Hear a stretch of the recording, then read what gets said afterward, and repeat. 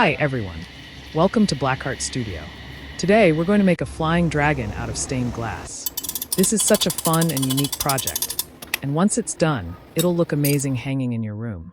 Let's walk through the whole process step by step, and I think you'll really enjoy it.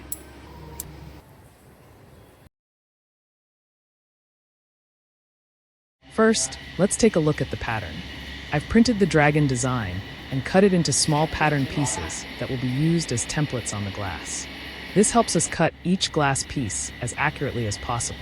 For this dragon, I wanted some highlights to stand out from the main color. So I'm using yellow glass for areas like the horns and underbelly. Let's see how that turns out. As you apply the pattern pieces onto the glass, be gentle so they don't tear. A torn pattern can slow you down because it's harder to match shapes later.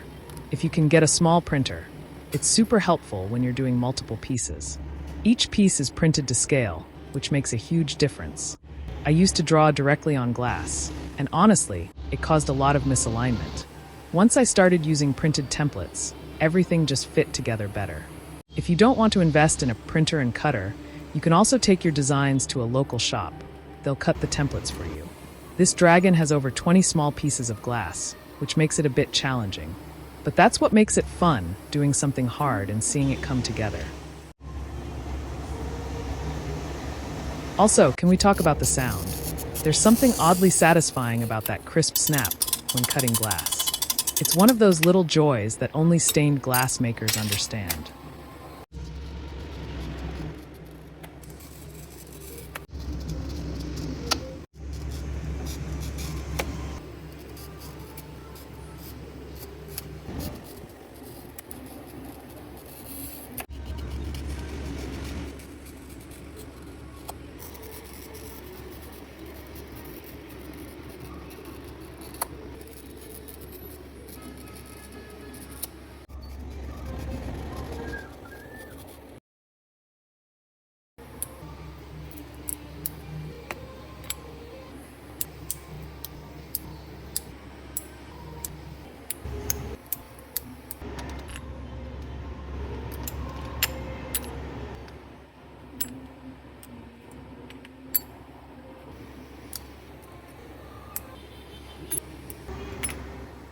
Next are the small pieces, like the dragon's horns. They take a little more patience.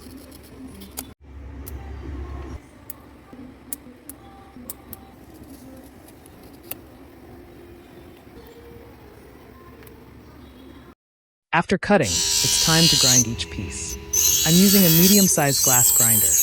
It works well for both small details and larger shapes. If you're new, I recommend researching different grinders to find one that fits your needs and your budget. You'll find there are lots of tools you'll want to get later too. When grinding, use steady but gentle pressure to protect the bit and avoid chipping your glass.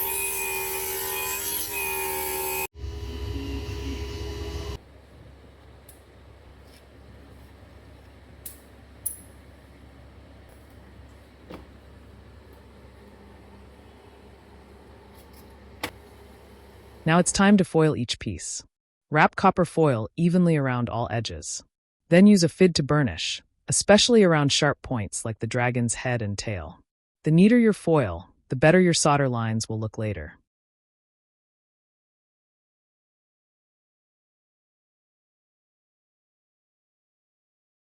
Let's take a look at the pieces so far. They're coming together nicely.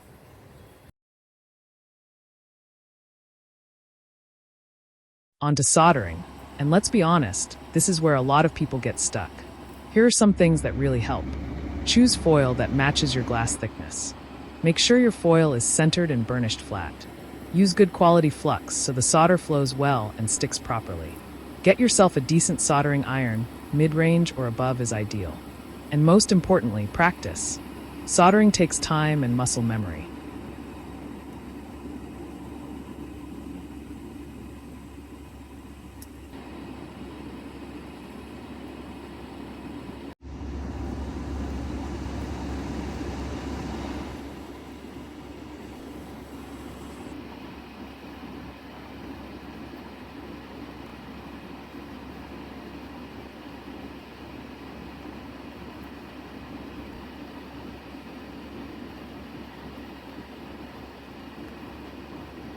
Also, clean your iron tip regularly. It'll help your solder joints stay smooth and shiny.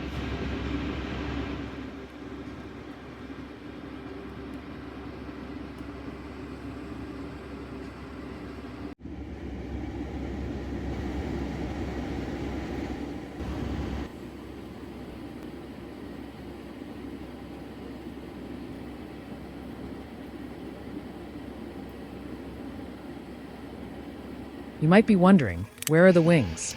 Don't worry, I'm printing and cutting those separately since they have a unique shape and need a bit more focus.